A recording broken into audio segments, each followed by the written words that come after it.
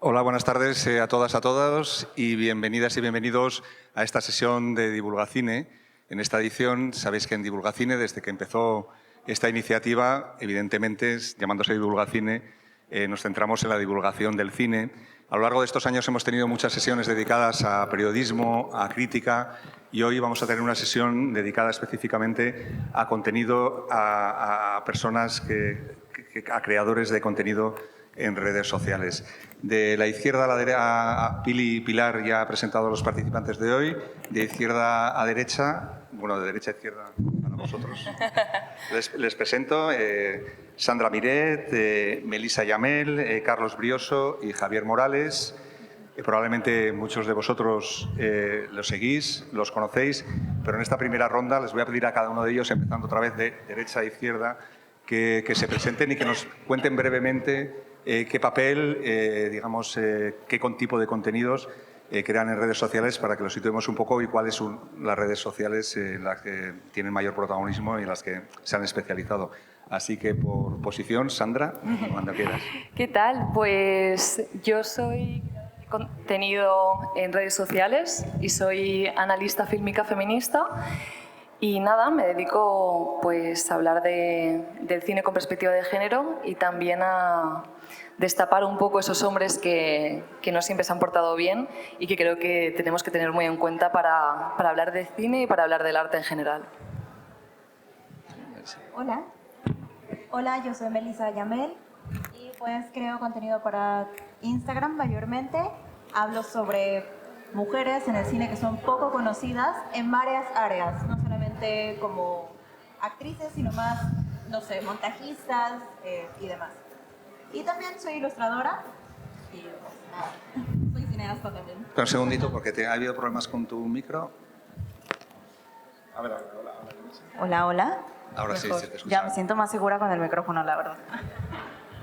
Bueno, como les decía, yo soy Melissa Yamel, mayormente hago contenido para Instagram y estoy muy enfocada en dar a conocer a mujeres cineastas, pero más allá de actrices o directoras, sino pues productoras, no sé, ¿cómo se dice? Se me olvidó. Compositoras, montajistas y demás. También soy ilustradora y soy cineasta de profesión. Pues yo soy Carlos Brioso, yo vengo del mundo del rodaje, trabajé en televisión y he tenido una productora y he trabajado en el rodaje y un poco eso derivó en empezar a hacer contenido de divulgación en redes contando un poco cómo son los rodajes por dentro, cómo funciona el detrás de las cámaras y nada, ahora estoy en redes pues haciendo divulgación y contando un poco secretos de rodaje. Javier, tú vienes del mundo no de la creación de contenido originalmente, sino originalmente de una gran compañía como TCM, una marca consolidada, pero fuiste parte del proceso de adaptación de TCM al mundo digital, ¿no? Sí, bueno, yo estuve trabajando de director de marketing y director creativo para Warner, para la parte de televisión de Warner durante muchos años y llevaba marcas como TCM, Cartoon Network, TNT, Boeing. Y bueno, teníamos un equipo que... bueno, esto se centra en lo que es en el cine, ¿no? Voy a hablar en la parte de lo que es TCM, que era el canal de cine, ¿no? De cine clásico que teníamos. Y bueno, teníamos un equipo creativo que tenía que hacer acciones que tuvieran relevancia en las redes sociales. Como no podíamos poner pósters, como nos hubiera gustado, y anuncios por todas partes, pues la mejor forma era de ingeniárnoslas para llamar la atención a través de las redes sociales. Y la verdad es que aprendí un montón. De hecho, ahora que ya no trabajo para Warner, he montado una agencia, intento aplicarme el cuento, pero no lo consigo. Es dificilísimo empezar de cero. Trabajo para otras compañías, para Movistar, para Amazon, para algunas películas de cine, por ejemplo La Infiltrada, donde hacemos los trailers, los carteles, etc. Y nos dan una estrategia de redes ya muy diseñada, de que nosotros creamos los contenidos, pero bueno, la experiencia que tuvimos en TCM, donde tú también estuviste, pues fue muy interesante. Hay una parte que me llama la atención de vuestro trabajo, es que os habéis especializado en este mundo tan enorme, en este océano que supone las redes, habéis encontrado, digamos, una especialización. Y yo no sé si la especialización, sobre todo vosotros tres, si la especialización fue algo que fuisteis descubriendo poco a poco a medida que avanzabais como creadores de contenidos, o fue una decisión editorial anterior, ¿no? Me gustaría que contarais cómo fue vuestra especialización, en tu caso de la perspectiva de género, en tu caso el descubrimiento de cineastas en general, en tu caso de divulgar secretos de rodaje de una manera además muy ingeniosa y muy divertida. ¿Cómo fue ese proceso de encontrar, digamos, vuestro camino? Que no sé si fueron los likes los que os fueron llevando a ese terreno o si fue una decisión previa que tomasteis antes de entrar, digamos, a ser creadores de contenido. Empezamos por mantener el orden, pero romperlo en cuanto queráis, ¿vale? Vale. Está muy fuerte. Vale. Pues es que nunca me han hecho esta pregunta y realmente no sé qué fue antes. Porque yo empecé siendo actriz con 13 años, entonces el cine y el teatro ya estaban en mi vida. Y con la llegada del Me Too también empecé pues, a actuar y a coger papeles con esta mirada ya más feminista. También en toda la experiencia de castings, de rodajes, de ensayos, pues tenía como pues, muy metido esto del Me Too en la cabeza. Y al mismo tiempo, en 2017, empecé a crear contenido feminista de forma anónima. Y creo que fue hace 2 años que empecé a meter todo el tema del cine en redes sociales porque veía que la gente también quería saber pues qué mirada feminista le podíamos meter al cine, no solamente a la literatura, que es de lo que hablaba, o al movimiento feminista como tal. Y sí que es verdad que empecé a hacer contenido cinéfilo feminista, pero hubo un vídeo que hablé de Oppenheimer y ahí es cuando vi que la gente necesitaba no solamente una perspectiva feminista, sino que, como yo siempre había estado hablando de ellas, que también se hablase de ellos, ¿no? Y dije, bueno, vale, voy a ponerme a investigar. Y entonces pues empecé a hablar también de por qué nunca vería El Padrino, por qué aparece Marlon Brando y por qué tengo cancelado a Marlon Brando. Entonces la gente se interesó mucho por saber qué historias esconden grandes clásicos. Entonces empecé a investigar, encontré que había muchísima porquería y que había algo muy pedante y muy feo en el cine, que era anteponer el arte y el legado de esa obra a lo humano. Y para mí no es así. Entonces dije, voy a dedicarme un poco a difundir que hay grandes artistas a los que alabamos y que les estamos dando un legado larguísimo, que quizá ese legado deberíamos empezar a cortarlo o a mirarlo desde otro lugar. Entonces, creo que no hubo algo antes, sino que las dos cosas estaban yendo de la mano y llegó un momento que dije, lo uno y ahora ya es un único camino. Yo tomé la decisión antes de empezar a crear el contenido, porque quería realmente hablar de mujeres con las que me pudiera sentir identificada. O sea, yo soy montajista, entonces sé que hay otras mujeres montajistas muy talentosas que han ganado Óscares, que han sido nominadas, y yo decía, o sea, vamos, yo quiero, o sea, ellas son fuente de inspiración para mí, en sus discursos, en sus palabras, no sé. Y también creo que hay varias mujeres como compositoras poco conocidas que tienen historias súper valiosas, no solamente por su trabajo, sino de vida.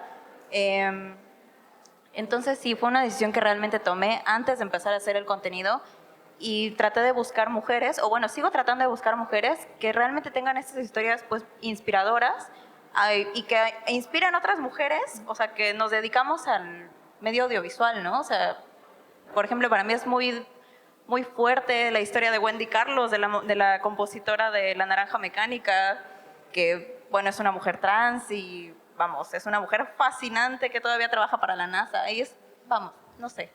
Entonces sí fue una decisión que tomé antes y que continúo. Solo un apunte, Melissa, solo una pregunta al hilo de lo que dices. ¿En algún momento, por el éxito de determinados spots, has tenido la tentación de desviarte de ese camino que previamente te habías trazado? Sí.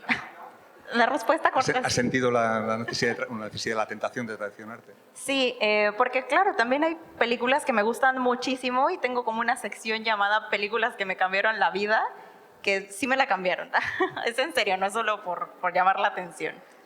Pero vamos, es ir tanteándole, ¿no? O sea, claro que mayormente mi público son más mujeres, porque se sienten identificadas y dicen, wow, esta mujer no la conocía, o qué interesante, o sí, yo ya la conocía y me alegra volver a escuchar su nombre. Y cuando intento hacer otro tipo de contenido como de las pelis o de, no sé, ahora estuve colaborando con Divulgacine sobre compositores, chéquenlo. Estuve haciendo contenido sobre compositores, sobre música en el cine, el silencio. Ha sido a prueba y error eso. Yo creo que me mantendré en mujeres poco conocidas. Mi caso fue muy orgánico en realidad, porque yo empecé haciendo webseries, ficciones, sketches y cosas así en redes. Y la última webserie que había hecho, que era una adaptación de Drácula, la empecé a poner en TikTok. Y es verdad que subí un par de vídeos de un poco de detrás de las cámaras contando un poco alguna cosa que habíamos hecho porque me parecía interesante, pero la gente empezó a preguntar a partir de ahí y realmente todo mi contenido se ha desarrollado un poco, o sea, ha sido marcado más por la gente que veía los vídeos y que me seguía que por mí mismo. Empezaron a preguntar, ¿y cómo se hace esta cosa? ¿Y qué pasa cuando un actor me enferma? ¿Y el director realmente qué hace? ¿O qué hace el director de fotografía? Y una cosa fue llevando a la otra y claro, toda esa experiencia previa que acumulas en rodaje te da un poco las herramientas para poder ir contestando y casi que te va guiando. Y luego sí que es verdad que dentro de eso, igual que decía Melissa, pues de pronto casi va a veces por temporadas. Hay veces que te preguntan más cosas de guión, hay otras veces que de pronto como que parece que los efectos es lo que más interesa y entonces los vídeos fluctúan un poco a lo mejor en cuanto al departamento en concreto o a la temática, o algunos funcionan mejor que otros. Pero en general yo es que básicamente me dedico a responder lo que la gente me pregunta, entonces voy un poco a donde me llevan y me mantengo un poco en eso, en qué pasa por detrás, cómo es la producción real de lo que vemos. Bueno, incluso, pero haces también análisis históricos de detalles como el mafioso acariciando al gatito, ¿no? Claro, porque los tropos, por ejemplo, que es una cosa que además habla mucho de nuestra sociedad, ¿no? Que era lo que decía un poco Sandra, también son cosas que generan muchísima curiosidad, ¿no? A fin de cuentas no dejan de ser herramientas de guión y entonces pues muchas veces cuando de pronto alguien te pregunta por algo que ha visto que le parece que de pronto se convierte en súper icónico, te pones a investigar y te das cuenta de que a lo mejor eso es muy icónico, pero en realidad viene de mucho tiempo atrás, porque el cine a fin de cuentas bebe de la literatura y en el fondo no deja de ser contar historias. Entonces muchas de esas cosas son cosas que hemos ido viviendo desde antes de nuestra era.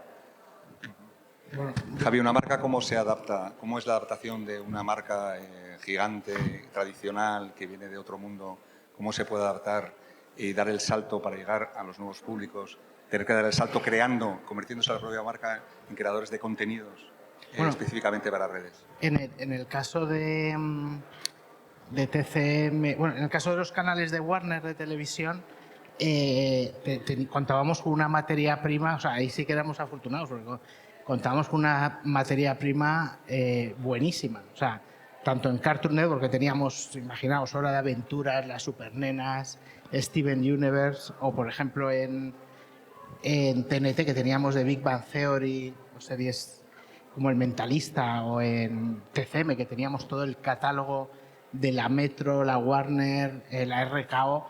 Entonces, a partir de ahí es muy fácil hacer contenido. Otra cosa es que consigas que tenga relevancia, ¿no? Que era, por ejemplo, muchas veces adaptábamos cosas que venían de otros países, de Estados Unidos, y no tenían tanto éxito como si hacías algo local o más relacionado con el tema de actualidad nacional, o yo qué sé, o cosas tan tontas como si llovía y en ese momento iban a echar por la noche Cantando bajo la lluvia en TCM y lo asociabas de una forma ingeniosa, pues de repente eso cuajaba y tenía viralidad, ¿no?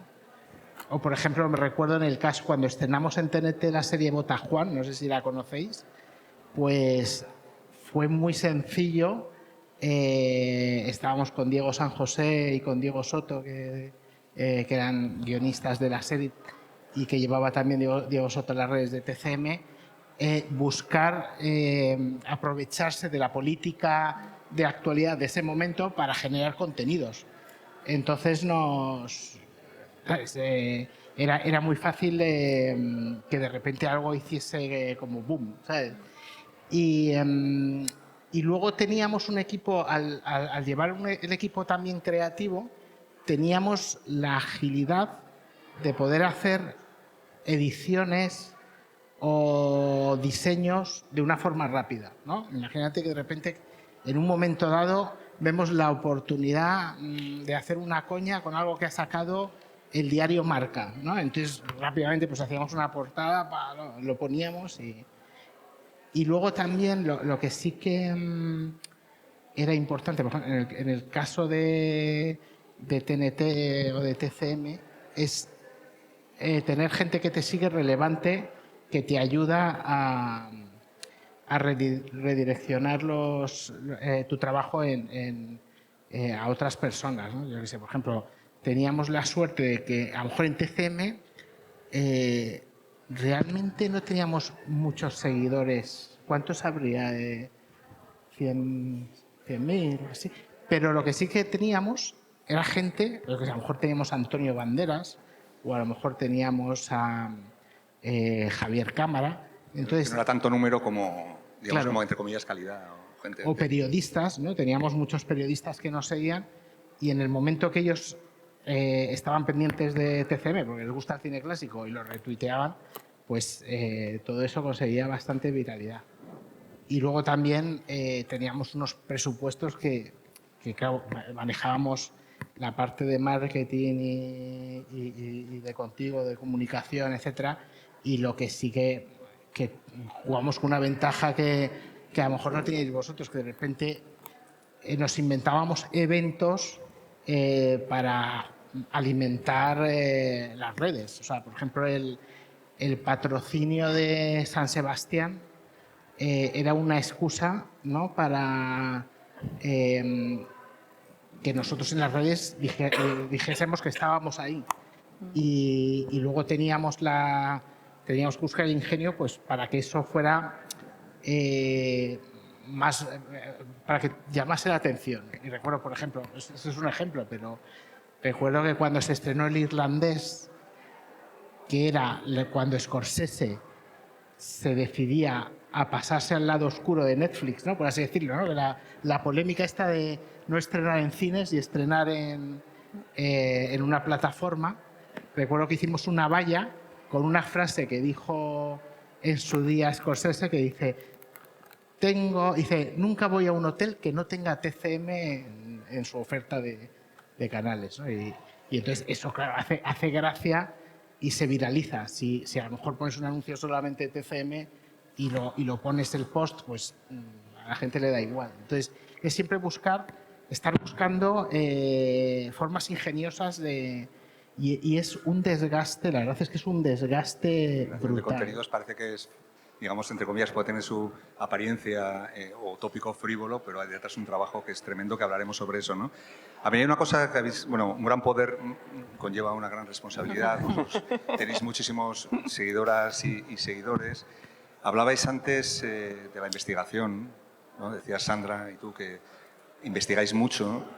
Me gustaría que habláramos de eso, de la investigación, de la documentación. ¿Cuánto lo dedicáis? Porque me imagino que lo que tenéis que aprender para divulgar, ¿no? Que de alguna forma vuestra labor es aprender mucho para poder divulgarlo y sintetizarlo. Pero ¿cómo organizáis toda esta parte de si se convierte en una pasión, se convierte en un trabajo, toda esa parte, digamos, de investigación, de documentación para poder hacer unos vídeos que a lo mejor duran 2 minutos, 3 minutos, pero que detrás, si quieres ser realmente riguroso, tal y como lo sois vosotras, tiene que llevar un trabajo, digamos, muy potente. ¿En qué consiste vuestro trabajo como documentación, el trabajo de investigación? Podéis romper el turno, ¿eh? O sea, yo a partir de ahora... Me vieron que me moví Yo si quieres te puedo comentar que... Que hablen ellas, que has hablado tú ahora mismo. No, pero solamente decir que teníamos un equipo de investigación y no sé qué, no sé cuántos, y luego no servía para nada. O sea, No, pero no hablo de investigación, digamos, de estos de equipos de comunicación, se habla de investigación de fuentes, de libros, de ese tipo de cosas, de autoras, cómo encuentras a tus autoras, cómo encuentras, digamos, tus anécdotas de rodaje, Claro. cómo encuentras tú, digamos, nuevos enfoques o nuevos escándalos o nuevos casos de los que hablar. Claro, yo tengo la sensación de que ellas probablemente harán más trabajo en ese sentido. O sea, a mí personalmente es verdad que muchas veces tengo que investigar cosas y hay vídeos que me llevan muy poco y vídeos que me llevan mucho de búsquedas y estoy a lo mejor tratando de diseccionar una secuencia concreta de una película de Hollywood, que evidentemente yo no estaba ahí. Lo que pasa que en mi caso viene mucho de la base es haber estado en rodaje y entonces a partir de ahí tú sabes más o menos cómo funcionan las cosas. Entonces incluso cuando te preguntan algo de un rodaje en el que no has estado, puedes tener una idea aproximada de cómo se ha hecho o de cómo es más o menos la manera de hacerlo y en cuanto encuentras un poco de información ya más o menos lo cuadras. Es verdad que sí que hago un trabajo más de investigación cuando a lo mejor hablo de cosas como lo que comentabas, ¿no? De un tropo de pronto que desde dónde viene, cuántas veces lo hemos visto y entonces ahí sí que tienes que investigar un poco, tratar de encontrar artículos y tal, porque claro, históricamente no tienes todo en la cabeza de desde dónde ha venido, ¿no? Aparte de las referencias que controlas. Pero claro, en el caso de ellas yo creo que es distinto, que hay muchísimo más trabajo ahí. Sí, o sea, es que también depende mucho del vídeo, porque por ejemplo, si voy a hacer una selección de pues 5 películas que me cambiaron la vida, no tengo que buscar nada, tengo que recordar películas. Pero ya cuando hablo de algún señor que hizo algo que no estuvo bien en un rodaje, va a sonar fatal, pero a veces pongo director abuso en internet y te salen bastantes nombres. Entonces yo hace mucho tiempo me hice una lista y a medida que me voy enterando de más cosas, pues voy alargando esa lista que es infinita, la verdad. O sea, es muy triste, pero es infinita.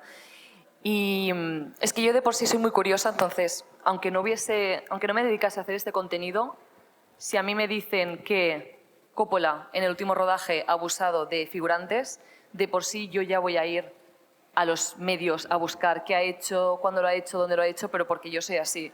Lo que pasa es que yo ahora lo que hago es aprovecho, hago un vídeo y lo sabe mucha más gente. Pero es muy curioso eso que dices, porque a mí me pasa algunas veces que investigando porque me hacen una pregunta, de pronto te das cuenta de que a lo mejor no te vale para un vídeo porque acabas de hacer una cosa muy parecida, acabas de contar un caso o la explicación no tiene sentido o es demasiado compleja y no va a tener sentido para hacerlo en un vídeo de 1 minuto y sin embargo pierdo la mañana entera porque la curiosidad te lleva y ahora de pronto quieres averiguar esa cosa y recuerdas aquella peli que habías visto donde también salía y acabas buscándola y poniéndote ese trozo que es como esto no me va a servir absolutamente para nada, pero ya, como que ya no puedo parar y de pronto sientes que has perdido un poco la mañana, pero forma parte de esa pasión también que tienes por el tema, yo creo. Yo es que puedo hablar de rodaje sin parar, entonces... Y que creo que también hay como una imagen de que la gente que creamos contenido hacemos los vídeos solamente para que estén subidos a internet, para que la gente los vea, se viralicen, etcétera. Pero yo, por ejemplo, hago el contenido que a mí me gustaría consumir. O sea, y yo disfruto con la investigación, disfruto haciéndolo y al final el resultado pues supongo que nos tiene que gustar a todos, que por eso lo subimos, pero que no es solamente hago un contenido y lo pongo a la venta y ya está. Es algo que a mí me gusta y con lo que disfruto, que sí que es verdad que se ha vuelto un trabajo que tienes que ser constante y tienes que llegar a un nivel que tú misma te has puesto, que creo que eso es lo complicado, pero no tanto el tema ni todo el trabajo de investigación o de creación que hay dentro. ¿No? Sandra, una cosa que yo creo que es, bueno, visto desde fuera vuestro trabajo, en el caso concreto el tuyo, ¿no? En un momento en que hay tanto bulo por Internet, ¿cómo se verifican las fuentes? Porque en tu caso creo que es particularmente importante, ¿no? Para, digamos, separar el grano de la paja.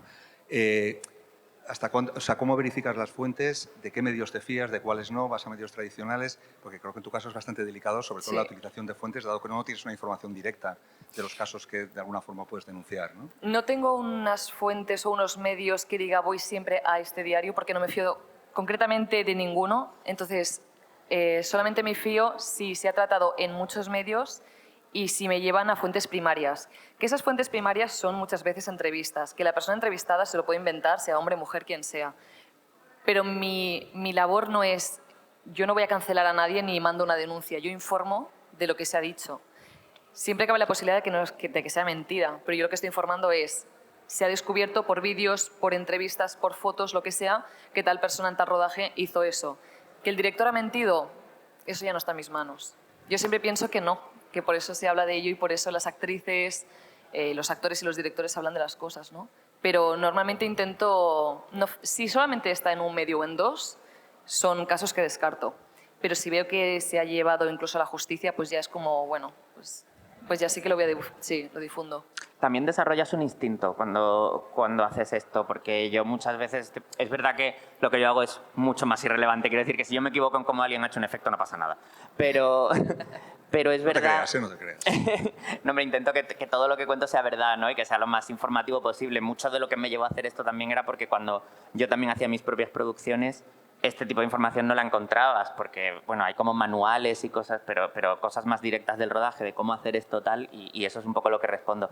Pero es verdad que cuando te dedicas mucho a ello acabas desarrollando cierto instinto, y no es que sea un medio específico, pero sí que hay algo, cuando sabes del tema, en mi caso yo porque estaba en rodaje, pero en el caso de Sandra de Melissa llevan mucho tiempo informándose sobre esto, leyendo, viendo a otra gente que también hace análisis y lo comenta, y entonces llega un momento que cuando tienes base, hay cosas que te chirrían, hay cosas que las lees y dices, probablemente no es exactamente así, o necesito encontrar otra fuente que corrobore para que efectivamente cuando me hago el timeline en mi cabeza digo, ah, vale, sí, tiene sentido. O si no está la fuente primaria, o dicen, en un artículo, ¿cuál? Claro, ¿qué artículo y de qué Claro. medio? Y los años casan con lo que están diciendo, o sea, y entonces cuando realmente hay otra serie de cosas que tú ya conoces, de tus vídeos previos, de lo que has leído, de a fin de cuentas un tema que te interesa y te apasiona, todo el mundo puede fallar, pero hay algo que te dice, si no encuentro algo que me corrobore esto, no estoy seguro porque pues eso, no me casa el marco temporal o no me terminan de casar los testimonios o este medio...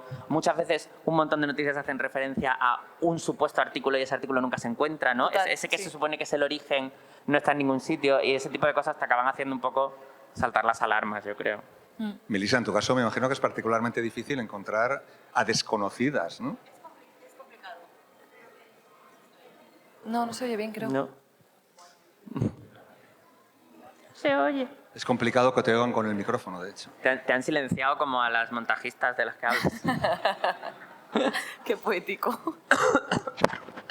A la otra me voy a tener que sentar allá. No. Toma este.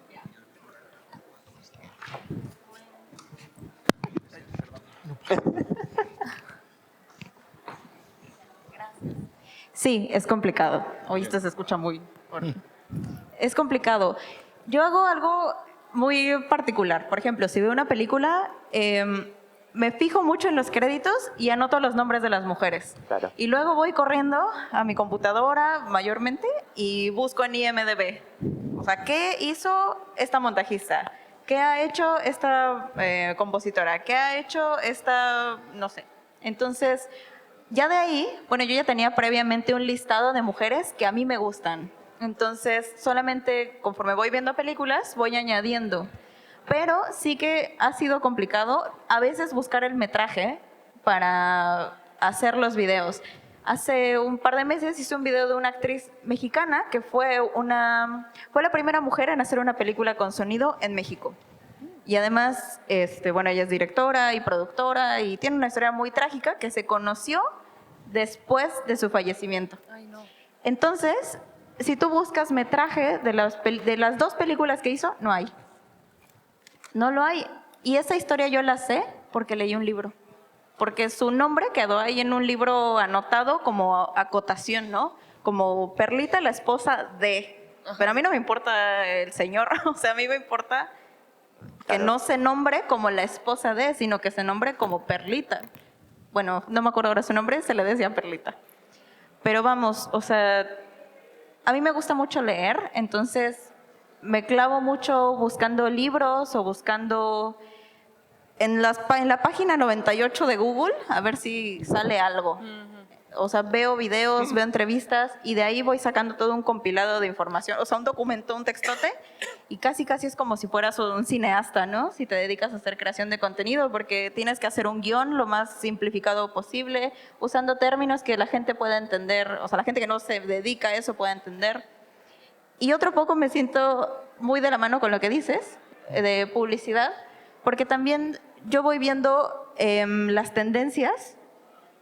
O sea, más allá, por ejemplo, ahora fue La Sustancia, ¿no? No voy a dar spoilers.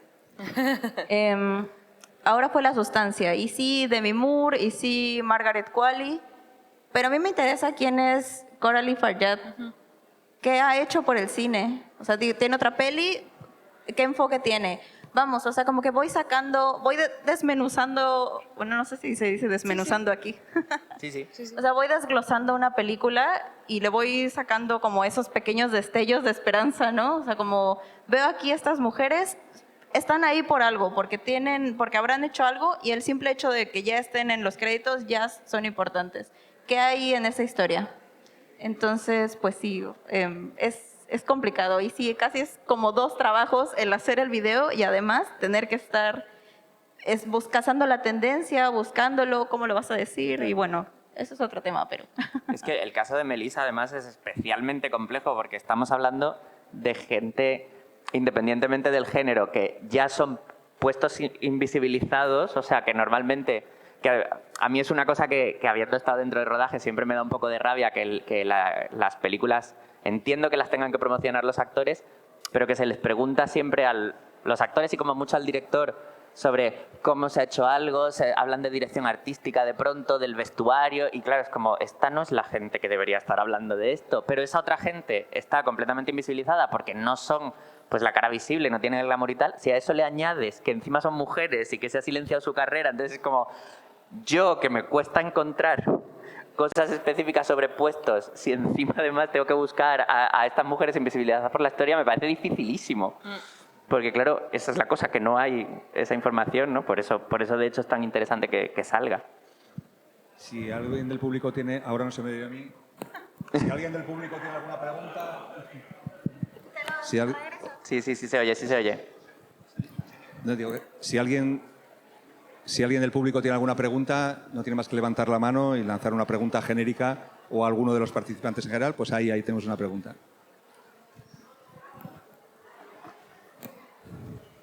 Hola, soy Paula.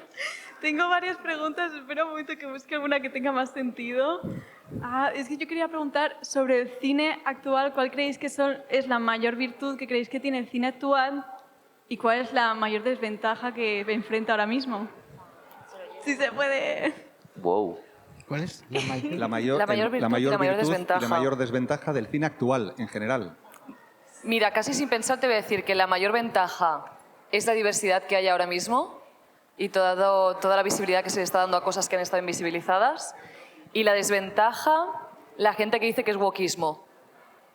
Wokismo es, en plan, lo estás haciendo porque es de moda, pones una sirenita negra porque está de moda, metes a personajes gays, LGBT, mujeres en todas las películas porque está de moda. Creo que eso es lo peor del cine actual.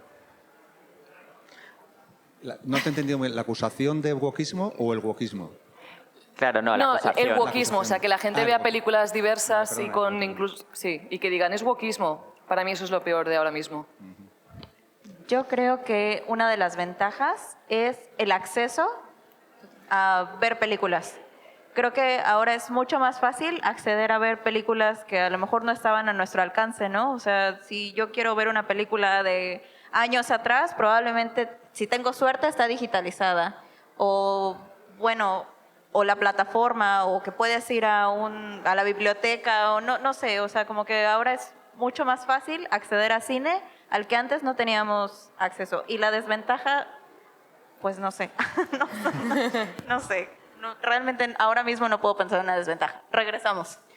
Yo creo que una ventaja actual que tiene el cine y la creación audiovisual en general es una cosa que ha tenido siempre, está un poco relacionado con lo que tú decías, pero que creo que ahora ha ganado conciencia de ello y me parece que es fascinante y que es un momento muy interesante para vivirlo, que es el hecho de que el cine tiene una capacidad para transmitir ideas que evidentemente es innegable, pero que como conjunto, no como cada película separadamente, sino como conjunto de creación humana, configura y lanza ideas sobre el mundo que queremos tener y sobre el mundo al que queremos ir. Y creo que durante mucho tiempo eso se ha hecho de una manera instintiva, sin pensar en ello. O sea, quiero decir que cada creador ha contado un poco lo que quería o lo que le motivaba, y ahora mismo también, pero ahora somos conscientes de que es posible transmitir un mensaje y sabemos, porque lo hemos comprobado, que funciona, que rompe estereotipos, que rompe prejuicios, que destruye falsas creencias, que acerca a la gente. Y entonces el hecho de... Esto lo lleva haciendo el cine muchísimo tiempo, pero el hecho de ser consciente de que puede hacerlo te hace también pensar de otra manera como creador y ser capaz de hacer otras cosas. Y creo que eso como que de alguna manera es una doble manera de abrir un mundo de posibilidades. Y quizá una de las desventajas que tiene es un poco la cara B de lo que decía Melissa. Es genial el acceso y es genial la cantidad de opciones que hay ahora mismo, pero al mismo tiempo es muy fácil perderse dentro de todo eso porque sí que es verdad que había un momento, en otros momentos de la historia del cine o incluso de las series, que también no han tenido tanto poder, pero cuando había menos producción y menos canales, como que todo el mundo había consumido un poco las mismas cosas y había un debate sobre lo mismo. Y ahora la posibilidad de que un montón de cosas interesantes que está diciendo un montón de gente se pierdan en la vorágine de la cantidad de cosas que vemos y de la cantidad de accesos que tenemos, yo sigo pensando que es positivo el balance, sin duda ninguna, pero bueno, es verdad que es una pena porque hay cosas que inevitablemente se quedan por el camino. Y además, recogiendo las dos cosas que has dicho, me parece que el hecho de que haya tanto contenido ahora está evitando, de cierta forma, que deje nosotros la huella social, psicológica, antropológica, lo que sea, de la que hablabas al principio, ¿no? Sí. Que el cine tiene este poder de crear cambios en la sociedad.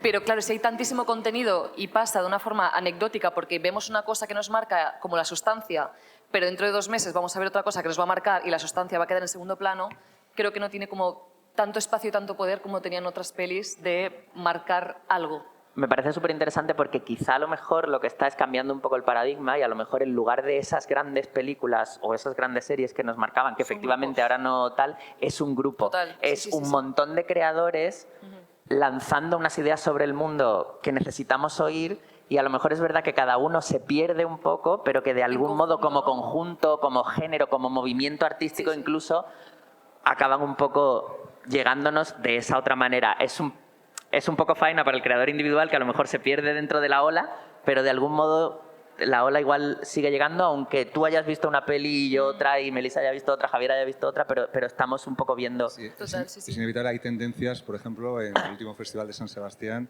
de repente había un montón de títulos que trataban sobre la muerte. Sobre la muerte asistida, etcétera, que no eran, digamos, fruto de, entre comillas, de una moda, sino de preocupaciones comunes que habían llegado a las pantallas al mismo tiempo, ¿no? En ese sentido sí que es verdad que el cine va recogiendo, digamos, preocupaciones o inquietudes que probablemente existan en la sociedad. Pero volviendo a la pregunta de ella, te faltaba a ti, Javi, decir lo mejor y lo peor del cine actual. Bueno, yo soy un poco más clásico, ¿vale? Diría que eso, que la ventaja es que ahora mismo un tipo en un pueblo de Soria tiene acceso a todo el 80% del cine mundial, si quiere. Bueno, y si es pirata, incluso al 100%. ¿Sabes? O sea, que realmente eso antes no sucedía. ¿Sabes? Los que vivían en un pueblo de Soria tenían que esperar a que las películas se estrenaran primero en las capitales, luego en las capitales de provincia y luego llegaban a los pueblos, ¿no? Ya el celuloide hecho polvo y tal. Y la película que veían, que iban al cine a ver lo que había, ni más, no podían escoger. Y ahora tienes el mayor videoclub o los mayores videoclubs del mundo en tu casa por precios, además, que a mí me siguen pareciendo bastante... Vamos, recuerdo que un DVD costaba 20 euros, ¿no? O un Blu-ray costaba 20 pavos y ahora por 20 pavos tienes 2 meses de Disney, ¿no? De lo que quieras. Y tienes ahí todo el catálogo de Fox. Eso es flipante. Y puedes verlas en versión original. Es verdad que lo que no hay, que se ha perdido, es lo de los making of, que yo con los Blu-rays y los DVDs disfrutaba mucho los comentarios del director, los making of, me parecía flipante. Bueno, ahí estamos un poco. Sí, Prime Video los hace. Hay algunas series que, Los por ejemplo... añade, en cada capítulo le añade un making of que yo me los veo ahí. Sí. Y luego lo que se está perdiendo, y aquí sí que soy más rollo, esto ya es más nostalgia viejuna, es lo de la magia de la pantalla gigante, de todo el mundo en una sala viendo una película. Y luego es verdad lo que decís, que las películas ahora son más efímeras. Antes era Yo qué sé, yo por ejemplo, a lo mejor o sea, no viví la Guerra de las Galaxias, el estreno, pero sí que la Guerra de las Galaxias... Era un fenómeno y lo recuerdas como fenómeno. Sí, estaba ahí. O sea, Claro. no era una cosa que... Y ahora hablas con, yo qué sé, con gente que te dice, "Uf, es que esa peli es del 2010". ¿Sabes? Como si fueras... ¿Sabes? Y es que... Y las series, por ejemplo, a mí es una cosa que me da mucha pena, pero las series sí que son efímeras. O sea, es muy fácil revisitar una película que te gusta, ¿sabes? Llegan las Navidades y te apetece volver a ver Regreso al Futuro. Vale, eso lo tienes y lo haces. Pero, claro, las series no, salvo Friends y los Simpsons y 4 series más, las series tienen...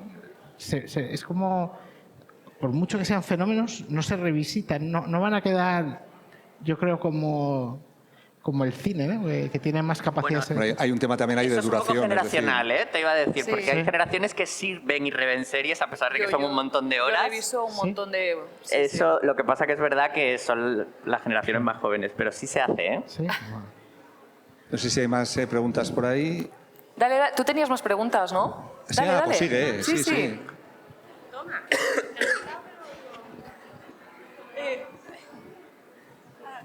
Bueno, con toda la vergüenza del mundo era por si podía haceros 2 preguntas más, si está bien.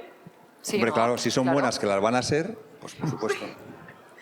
Yo es que tenía una duda grande sobre cuál es la perspectiva que tenéis ahora del cine español en un futuro.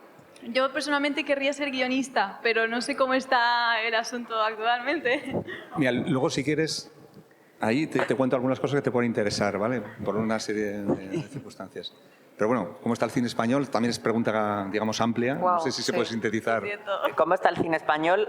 Mal, da igual cuando leas esto. O sea, esta es la respuesta, ¿vale?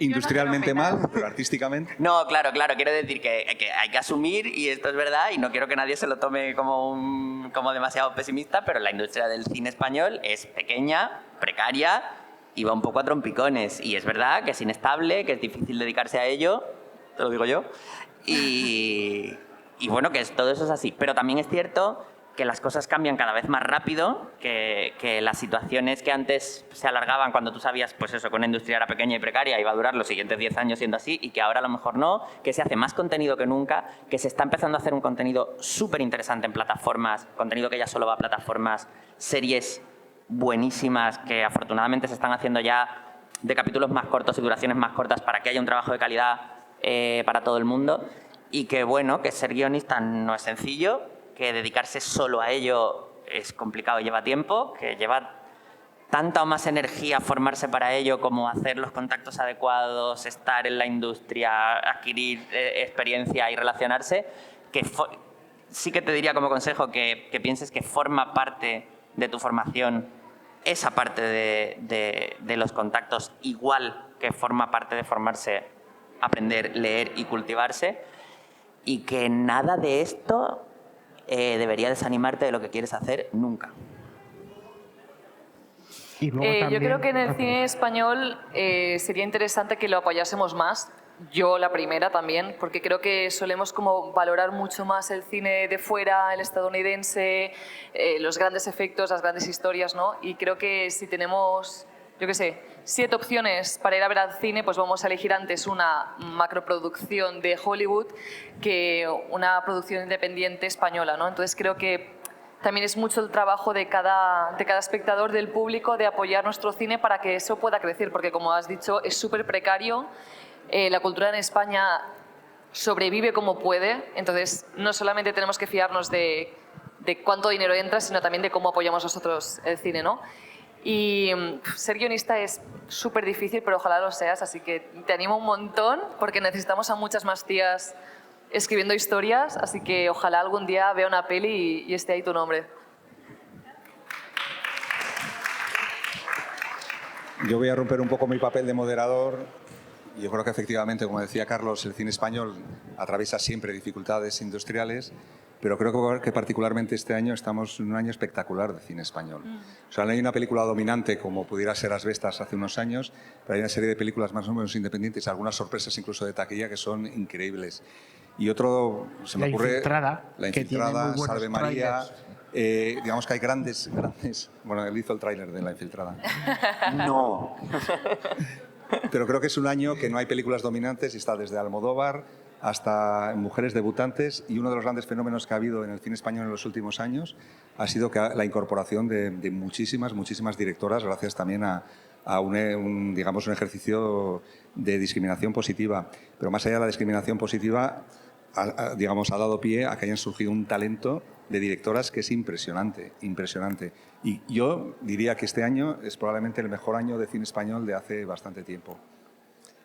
Bueno, me he saltado mi papel de moderador, perdón, no he podido. Yo quería comentar una cosa, que vivimos en un mundo cada vez más global, donde hace unos años la serie más vista en todo el mundo era una serie coreana, y entre las más vistas había una serie española.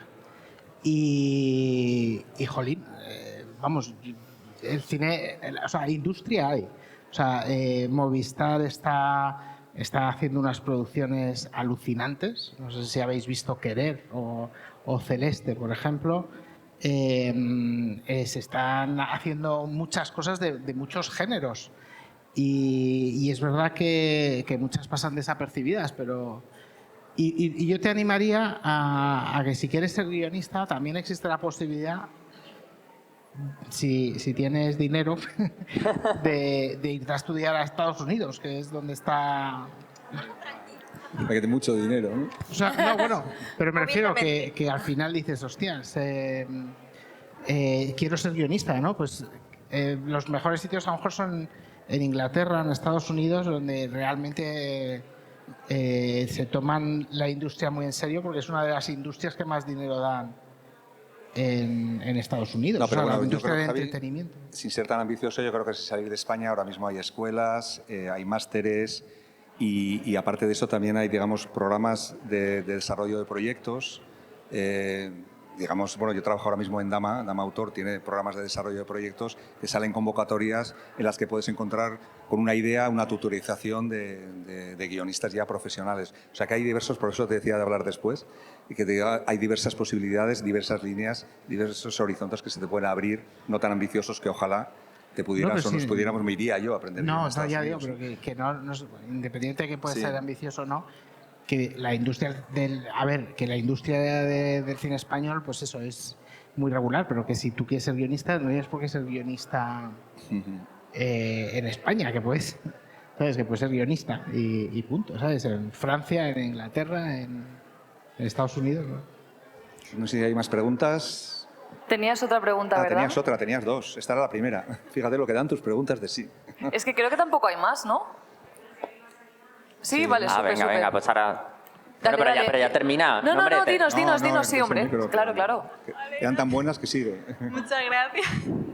Esta, no sé si es más complicada o no, pero tenía dudas de cómo creéis que el cine puede afrontar esto de inteligencia artificial. Sabemos que ahora puede hacer vídeos, imágenes, si puede ser una aliada o puede hacer sudar a los cineastas. Hay congresos ahora mismo en torno a esto, muchísimos. Claro, o sea, que es una pregunta que da para congresos. Y necesitaríamos expertos, yo creo, realmente en IA como para responderlo. Yo desde el desconocimiento profundo que tengo sobre la inteligencia artificial voy a decir que representará sus desafíos sin duda ninguna, pero este pánico que tenemos a la IA lo hemos tenido con la radio, con la tele, con el diseño asistido, con el 3D, con el CGI, con el motion capture. Nos adaptaremos. Serán unas herramientas que permitirán a la gente conseguir más cosas más rápido, trabajar mejor, tendremos mejor contenido. Nos adaptaremos y cuando llegue un momento en que realmente con la IA se puedan hacer todas esas cosas que parece que se van a poder hacer, que no sé si será verdad, pues probablemente el propio público se volverá más exigente y querrá cosas que suenen menos a reciclado, que parezcan menos cliché, y habrá una persona que tendrá una idea y a lo mejor ha utilizado las IAs para ayudarle a componerla, pero a lo mejor lo que haremos será simplemente que subiremos el nivel de exigencia y seguiremos queriendo ver algo creado por ese creador que tanto nos gusta, por esa mujer que tenía esa sensibilidad tan especial y había hecho esa otra cosa y ahora viene con esta nueva cosa.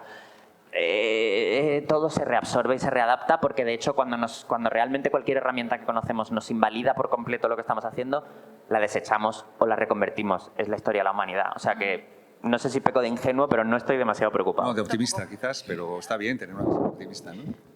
O eso, o puede pasar como en un capítulo de Black Mirror también. También, y entonces nos vamos todos a la mierda, pero bueno. No. Yo también, hablando desde la ingenuidad, o sea, hoy, creo que ahora la inteligencia artificial puede alentar a otras personas a ser creadores. Me explico. O sea, ya hay muchísimas páginas que te ayudan a hacer storyboards, por ejemplo. O que eso, yo me enteré hace un par de semanas y yo dije, wow. O sea, cuando yo estudié cine, yo hubiera querido que me ayudaran a hacer mi storyboard, ¿sabes? Claro. Entonces, creo ahora mismo que podría ser utilizado como herramienta para tu proceso, vamos a decirlo así, como esto del storyboard, o incluso hay otras páginas de inteligencia artificial que te ayudan a darte como un look-alike. O sea, como quiero hacer estos planos en estos tonos y ya hay una página que te lo hace, ¿no? Y ya tú decides. O páginas también en las que subes un video y te lo convierten, o sea, te lo animan o te lo hacen así, pero más que usarlo como resultado final, creo que eso puede ser usado a ventaja, ¿no? Como, bueno, esto no tenía tan claro qué quería hacer, pero a lo mejor esto ya me da otra perspectiva. Entonces, yo esperaría que se siguiera usando como herramienta y no como producto final, porque si no, coincido contigo en que nos volveremos exigentes, sí. Pero también siento que en algún momento querremos volver a humanizarnos, ¿no? No pierdo fe en la humanidad. Yo es que no tengo ni idea. Es que no sé qué va a pasar, pero me da la sensación de que llegará un momento que empezaremos a poner límites. Por ejemplo, pienso en el sector editorial, que por ejemplo sé que se está poniendo límites en cuanto a no crear portadas con inteligencia artificial, y de hecho si en algún momento se hace, se marca y los lectores dicen no quiero un libro de X autora con portada con inteligencia artificial. Entonces como que ya se están creando según qué límites. Obviamente leer una novela escrita por una inteligencia artificial es más como una experiencia que no como un producto orgánico más, ¿no? Entonces yo creo que quizá con el cine vaya a pasar lo mismo. Si en algún momento se hace una película enteramente hecha con inteligencia artificial, va a ser marcada así, en plan, esto está hecho enteramente con inteligencia artificial. Sí, como un experimento. Exacto. Y creo que poco a poco como que nosotros mismos vamos a ir marcando unos límites, en plan, no queremos actores que no sean de carne y hueso, o si son quizá porque un actor ha fallecido y lo queremos recrear para terminar la película. Como que creo que nos tenemos que ir un poco de madre para ver a dónde queremos ir. Y que al final lo que tú decías, creo que nos encanta la tecnología, pero creo que siempre queremos volver al origen humano y sensible, que por mucho que avance la inteligencia artificial, creo que jamás va a poder ir a esa esencia humana, porque la esencia humana se equivoca, y una inteligencia artificial que no se equivoque al final va a hacer algo como soso, aburrido o predecible, ¿no? ¿Había otra pregunta por aquí? Bueno, vamos a ver. Yo ayer estuve, yo soy de Madrid, pero vivo aquí, ¿no? Y me he dedicado al cine en producción. Y yo ayer estuve en la Plaza del Perú, no sé si conocéis Madrid bien, Sevilla Film, os suena, ¿no? Estudio El Moro, estudio Roma y Sevilla Film. En Sevilla Film era realmente donde se hacía todo el cine, no solamente el español, sino de fuera. Entonces, ahora ya pues ha desaparecido todo. Cornejo, Peris, todos aquellos grandes del cine, dentro del vestuario, dentro del maquillaje. Y ahora pienso yo que lo que se está haciendo es comercializar el cine. Y me voy a explicar. Por ejemplo, dirigiéndome a la que quiere ser guionista, tú ves, por ejemplo, una serie como La Promesa, por ejemplo, ¿no? Porque lo que se está convirtiendo el cine es en capítulos como La Promesa, etcétera, etcétera. Y entonces, ¿qué ocurre? Que no se cuenta una historia, sino se comercializa.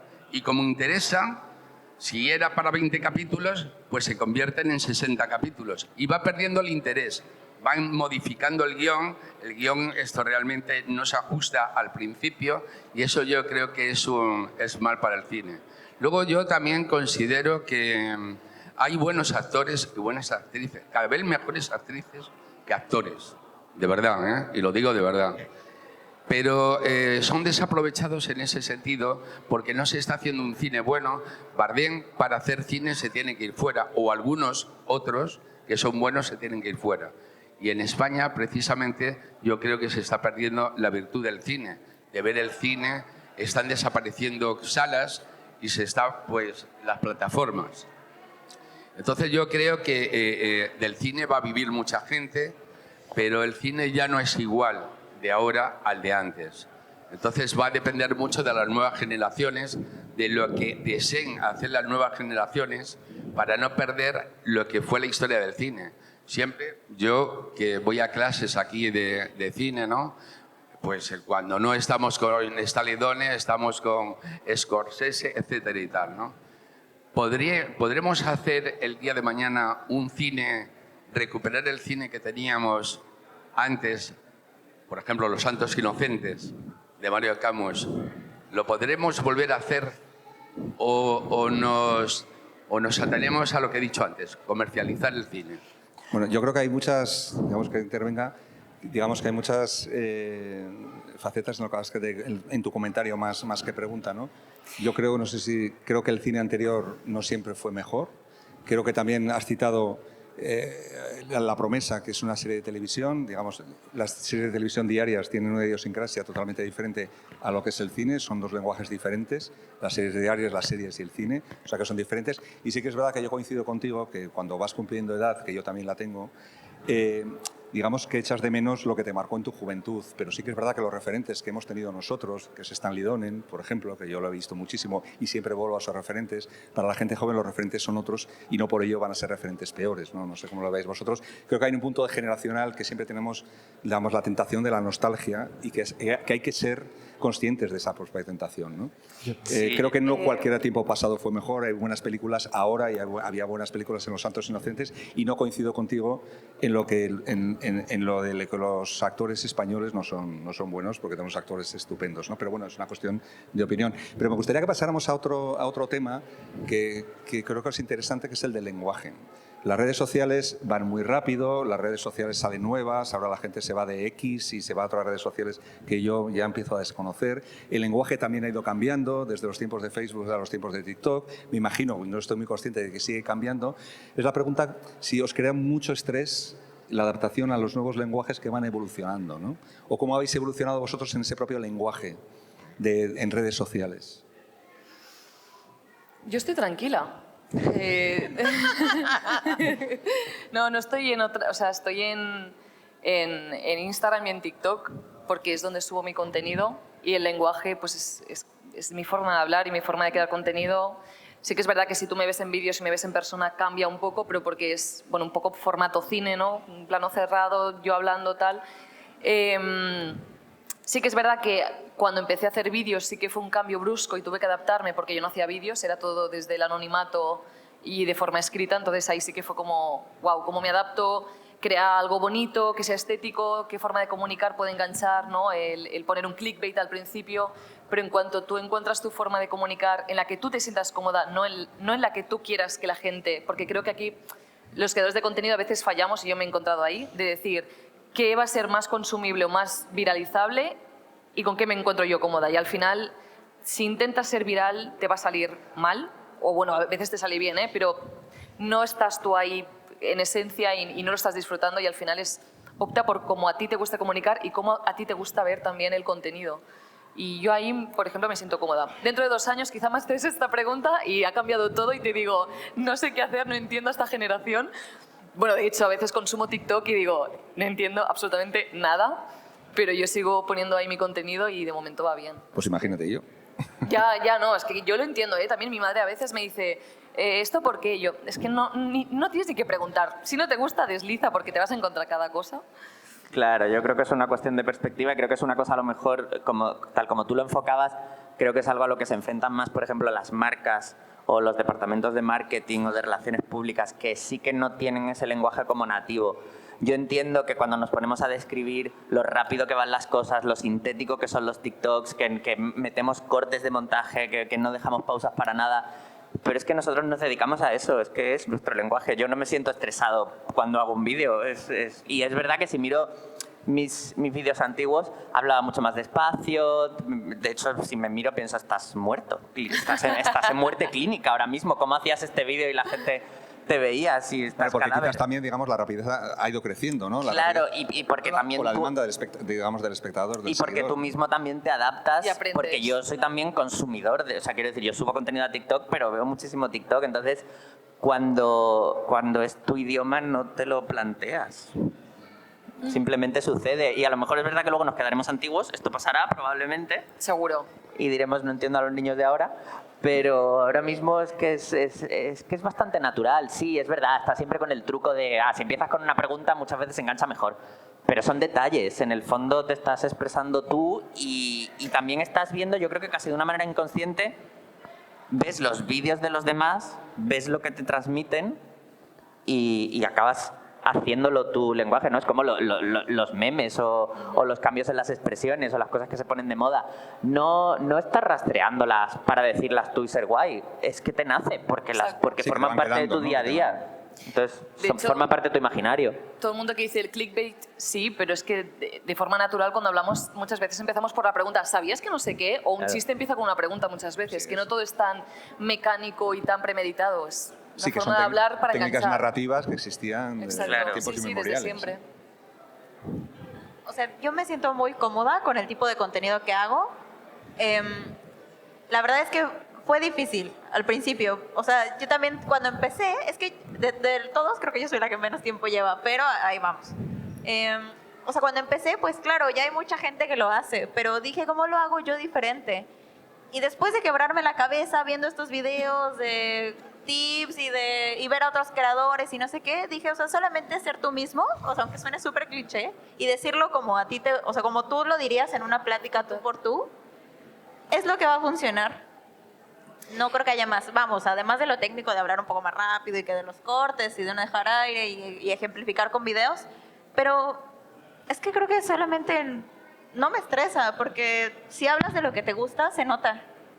Y además venimos de que, por ejemplo, las redes sociales empezaron a saco con Twitter, pero Twitter ya era más para hablar y comentar y ser un hater, pero realmente lo estético y lo visual empezamos con Instagram, y Instagram al principio eran fotos casuales, que luego empezaron a ser fotos profesionales, que luego pasaron a ser vídeos, entonces la gente exigía la misma calidad en vídeos que en fotos, entonces tenían que ser vídeos muy bonitos y muy currados, pero de repente entró la generación Z con un lenguaje mucho más natural, que estoy cocinando y te explico alguna movida mental o alguna filosofía de mi vida, entonces es un lenguaje que va cambiando de una forma tan sutil y tan poco a poco que tú sin querer lo vas cambiando.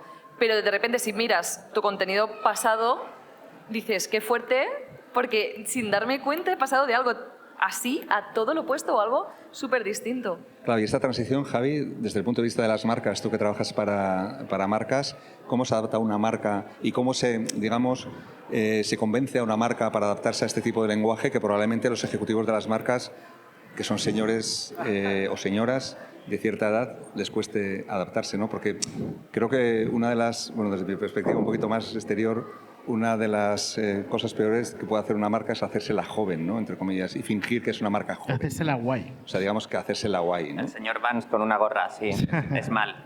Mal, ¿no? Pues nosotros tuvimos una experiencia Espérate en... un poquito, estás pepeando un poco. ¿Vapeando? Pepeando. Ah, estás vapeando. Que tuvimos una experiencia en Boeing con un muñeco que hicimos que se llamaba Tuni, ¿no? El Tunitube este, ¿no? Que era una pesadilla porque queríamos hacer vídeos de YouTube, ¿no? Nos pusimos una meta de alcanzar X tal, entonces empezamos a ver... Era un youtuber, ¿no? Una marioneta Era de un youtuber, sí. Tunitube. Si la buscáis, son muy divertidos. Y entonces queríamos que fuera como un youtuber, pero con marioneta, pero que tuviera el lenguaje de los youtubers, ¿no? Y la agilidad y el ingenio y hostias, descubrimos que era dificilísimo y sudábamos y teníamos que tener además uno cada semana y no llegábamos y teníamos 2 muñecos, se nos estropeaba, luego teníamos que llegar al grafismo y yo digo, coño, si esto luego lo hace un chaval en su casa, ¿sabes? Si tiene más ingenio que un equipo entero de creativos intentando imitar esto y hace 2 horas de directo al día. Sí, exacto. Total. Y nosotros lo pasábamos fatal y ahí me di cuenta lo ingenioso que es el nuevo lenguaje. Y yo creo que fluye bien. Es verdad que necesita ese ritmo, ¿sabes? Porque lo veo como un ritmo natural para... Es verdad que si vas al cine y no aguantarías una película, ¿sabes? Con un tío, ¿sabes? Contándote todo esto. Pero... O sea, Bueno, el último Oscar de Todo a la vez en todas partes... Ya, es verdad. Está ahí, ¿eh? O la peli de Elvis, ¿no? De Baz Luhrmann. Pero bueno, igual que nosotros, yo por ejemplo soy más de la generación de MTV, que ya decían, ¿sabes? La gente que veía a Ridley Scott o a su hermano Tony Scott, hostia, o a Catherine Bigelow, ¿sabes? Les parecía un cine que iba demasiado rápido y que no llegaban a entender. Y ya no te cuento los que en los 90 cuando empezaron, ¿cómo se llama? El de La Roca y Michael Bay, cuando empezó Michael Bay y todo esto, ¿sabes? A la gente le explotaba la cabeza, a la gente que estaba acostumbrada a otro lenguaje. Y yo qué sé, yo veo a mi hija que ve unas cosas que al final tienen muchísimo ingenio y tienen otro ritmo. Y bueno. ¿Y cómo se adaptan las marcas? Pues contratando a los youtubers. Esto es como... Exacto.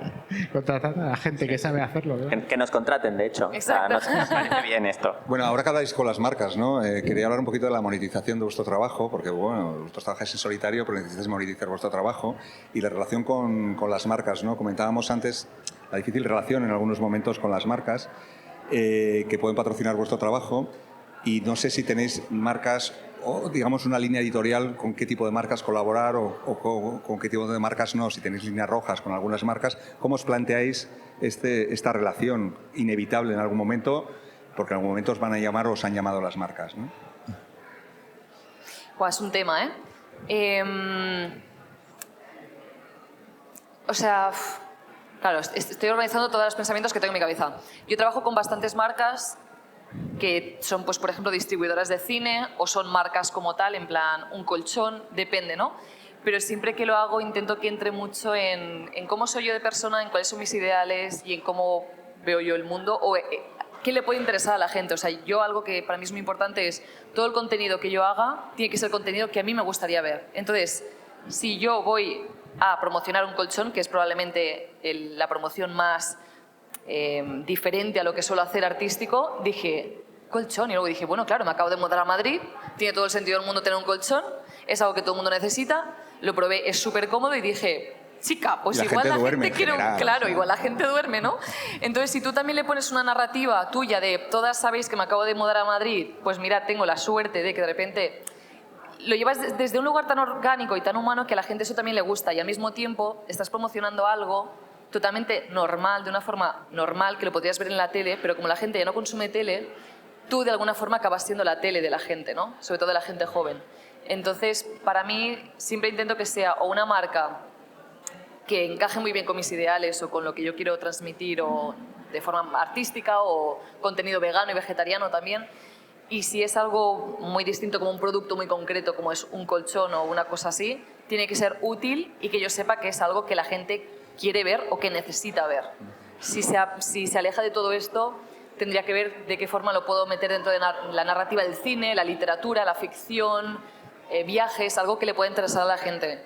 O sea, digamos que sea, digamos, lo puedes incorporar moral y estilísticamente también a tu propio contenido, ¿no? Sí, sí, sí. Y que me encaje a mí también como persona.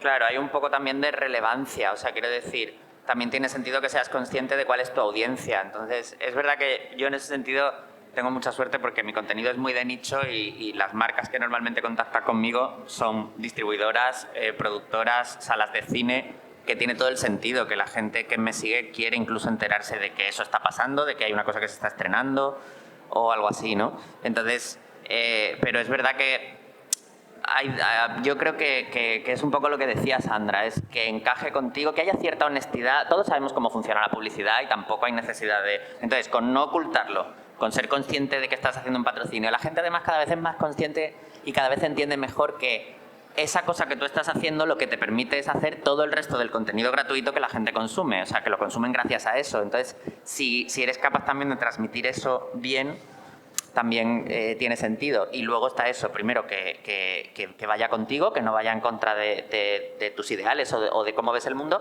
y también que entiendas que tiene sentido para tu audiencia, porque yo a lo mejor hay una cosa con la que no tengo ninguna reserva personal con anunciar, pero es como, pero si mi audiencia son chavales de esta edad y lo que les interesa el cine, ¿por qué voy a intentar venderles un paño de ganchillo? Pues a lo mejor no tiene ningún sentido, y además es que encima ni siquiera es productivo porque a la marca no le va a salir bien la jugada, porque no va a dar a la audiencia que están. Entonces, las marcas cada vez entienden más que no tiene sentido que intentes vender cualquier cosa, sino que vaya a tu audiencia, y a partir de ahí ya es la línea un poco roja que tú pongas, ¿no? Yo, por ejemplo, pues no hago nada relacionado con alcohol, no porque me parezca mal ni porque tenga ningún tipo de conflicto moral con el alcohol, sino porque yo no bebo alcohol y me siento deshonesto diciéndole a la gente, mira qué guay esta cerveza, porque me parece que no tiene ningún sentido. El que sí se toma la cerveza, le parece que está bien, me parece bien que haga una colaboración con ellos, ¿no? Entonces, para mí la línea es un poco esa, o sea, que tenga sentido con lo que tú estás haciendo. Ten en cuenta que nosotros, a diferencia de otro tipo de publicidad, nos exponemos muchísimo más porque eres tú y es tu cara la que está vendiendo eso. Entonces, pues intentas encontrar un poco el equilibrio. Pero al final es eso, todo cae por su peso. Al final tiene mucho más sentido que hagas una colaboración larga, como he hecho yo, con Sony y con Cinesa, que con Águila Amstel. ¿Por qué? ¿No? Y luego también que creo que tenemos que dejar de demonizar que los creadores de contenido cobremos por hacer publicidad, porque es lo que tú decías, al final estamos creando muchísimo contenido gratuito que nos gusta, pero al final es para que la gente lo consuma, ¿no? Y para poder tener todo el tiempo de hacer pues podcast y 1000 otros proyectos, necesitamos pues hacer colaboraciones. Entonces, creo que al principio, cuando todo empezó en 2016, creo que fue, cuando empezó a rular todo el tema de las colaboraciones, entiendo el shock, pero ahora ya que han pasado pues casi 10 años, que sigan habiendo como muchos discursos de odio hacia tal persona acaba de promocionar una colonia. Bueno, pero esta persona quizá hace 7 vídeos a la semana y sube uno cada semana que a ti te entretiene, a ti te gusta. Si te tragas 3 historias de un perfume, de verdad que no pasa nada, porque nadie se queja de que cuando vemos una película en la Antena 3, volvemos en 6 minutos. Y esos 6 minutos te los tragas y no pasa nada porque te quedas ahí porque sabes que en 6 minutos sigue la película. Y creo que es un poco lo mismo. Y luego también todo eso está cambiando muchísimo y ya cada vez hay más formas de monetización que no son la colaboración típica que teníamos. O sea, yo colaboro ahora mismo con Radio Nacional en un par de programas, de vez en cuando presentas algún evento o algún estreno, o sea que también generas cierta imagen como una persona que se dedica a determinado ámbito y que habla de determinadas cosas, y eso también es rescatable. Las marcas también están haciendo mucho ahora pedirte contenido para sus canales, que no es estrictamente una colaboración ni una publicidad, sino, o sea, yo por ejemplo pues he anunciado estrenos en los canales de Cinesa, hablo de películas en los canales de Sony, y eso ya ni siquiera es estrictamente publicidad, es es como si hubieran contratado a un redactor o a un editor de vídeo, porque a fin de cuentas tú haces el trabajo de un redactor, de un director de fotografía y de un editor de vídeo, y les preparas un contenido, les haces todo y les preparas un contenido que ellos pueden utilizar en sus redes, y así se solventa un poco ese gap del que hablábamos con las marcas, porque tú sí que sabes cómo se comunica, y muchas veces, a mí por ejemplo esa experiencia personal me pasa, evidentemente Sony, tú lo comentabas, Sony tiene las mejores imágenes del mundo de todas sus películas, tiene los trailers más estupendos y los más espectaculares, pero la gente en redes está buscando otra cosa, porque eso suena a anuncio y suena a contenido muerto, en el sentido de que es un contenido con el que tú no interactúas, que no es personal, lo entiendes como una tele, y en redes estás buscando otra cosa. Entonces la gente prefiere que yo te cuente cómo han hecho los efectos del último no sé qué, a ver de hecho el efecto simplemente en un cacho de tráiler que no sabes si es un corte que ha acabado ahí, no sabes muy bien por qué ni de quién, porque quieren establecer una relación personal el contenido que están viendo. Y algo de lo que se habla muy poco es de la fidelidad que tú creas con tu comunidad, que la marca no solamente te está pagando por promocionar algo, sino está pagando por toda esa fidelidad de esas miles de personas que te siguen, que tú te trabajas cada día. Tú te trabajas que la gente confíe en tu criterio, en tu opinión, en tu visión de el mundo, el arte, lo que sea, ¿no? Entonces, si tú, después de trabajarte toda esa confianza y esa fidelidad con estas personas, dices, oye, he visto esta película, me ha gustado un montón, se estrena tal día, no sé qué, tú te estás jugando esa fidelidad, porque si de repente van a ver la película y no les gusta o no encaja con que, por ejemplo, yo no publicitaría una película que considere misógina, pero si de repente lo hago, yo voy a perder muchísima credibilidad y fidelidad. Entonces, claro, también se está pagando por no tanto quién eres, sino todo lo que tú eres y todo lo que tú has construido. Volvemos al público. ¿Alguna pregunta por ahí? Y yo, mientras la gente se vuelve a animar, si tienes una tercera pregunta, lo puedes hacer. Siempre se habla, hemos comentado al principio, ¿no? Digamos, el trabajo que hay detrás de un vídeo, el trabajo, la pasión, pero también las muchas horas. Pero tenéis cierta obligación de mantener la regularidad en vuestras publicaciones, ¿no? Se habla siempre del bloqueo del guionista, pero ¿existe el bloqueo del creador de contenidos? Yo es que tengo mucha suerte porque la gente constantemente me acribilla con preguntas, entonces cuando tengo algún tipo de bloqueo tengo mi lista de cosas para responder, pero es verdad que incluso así, y seguro, vamos, supongo que a vosotros os pasará, hay veces que estás menos creativo, estás menos explicativo, intentas ponerte a hacer un guión y es como... Es que nada de lo que estoy contando de pronto me parece interesante y es ridículo. Es lo mismo que quiero decir que está al nivel de otras cosas, pero en ese momento no estás. Y entonces, bueno, yo personalmente en esos momentos lo dejo un poco pasar. A lo mejor publico un par de vídeos menos y de pronto me vuelvo a encontrar. Pero afortunadamente es verdad que yo el germen de los temas lo tengo siempre de la gente. ¿Cuál era la pregunta? El bloqueo del creador. El bloqueo del creador. Bloqueo creativo, ya. Eso era un bloqueo creativo. No, yo también tengo un listado de cosas, y aunque voy cazando las tendencias, claro, hay veces en las que, sobre todo me doy cuenta que tengo el bloqueo cuando estoy editando el video, porque me veo a mí misma y digo, no estaba, o sea, aunque me gusta lo que estoy hablando, creo que no se me ve en la cara que estoy convencida de eso, entonces lo dejo. No sé si les ha pasado a ustedes, supongo que sí o no. A mí es que me pasa en la fase de guión, o sea, me pasa antes, no llego al ya vídeo. No, o a mí también luego me pasa que escribo el guión, lo grabo y bueno, claro, vas desechando, pero eso es una como más cosa de montaje, ¿no? O sea, como de... O sea, alguna vez leí que vas editando mientras haces el montaje o haces el montaje mientras escribes, ¿no? Sí, tuvo sentido. Pero no, o sea, tengo bloqueos creativos, pero siempre recurro a mi base, que es ya el listado de mujeres o de películas o de temas que me interesan. Entonces trato de hacerlo así y coincido contigo también. Si no estoy en el momento, lo dejo pasar y a lo mejor después de un rato o después de un momento lo ves con otros ojos. Creo que es lo más. A mí bloqueo no me ha pasado, pero no por algo bueno, y es que soy una obsesiva de mi trabajo, entonces, y no es para nada algo bueno, y es que tengo listados de vídeos que quiero hacer, los programo por semanas, por días, entonces tengo deadlines enfermizas que me pongo yo misma, entonces es como guión escrito para tal hora, vídeo editado y como voy haciendo y de repente está subido y ya no me permito tener el momento de no sé qué hacer, porque yo creo que ahí sí que me daría un colapso mental. Entonces, siento que estoy como en una rueda que nunca para de girar y a veces se descontrola un poco y acabo agotada, pero es como, bueno, tira para adelante, sigue haciendo contenido y ya veremos. Pues muchísimas gracias a todos y a todas por este rato. Para mí ha sido un placer y animar a todos vosotros que veáis el contenido que están creando ellas y ellos, porque es realmente interesante. Si sois nativos digitales y si no lo sois también, porque vais a descubrir cosas, no solo un nuevo lenguaje, sino un nuevo contenido, que creo que es lo importante, ¿no? El lenguaje, digamos, es accesorio, pero lo importante es que tengáis un buen contenido detrás y vosotros lo tenéis. Así que muchísimas gracias por estar en Divulgacine y hasta pronto. Muchas gracias. Gracias a ti.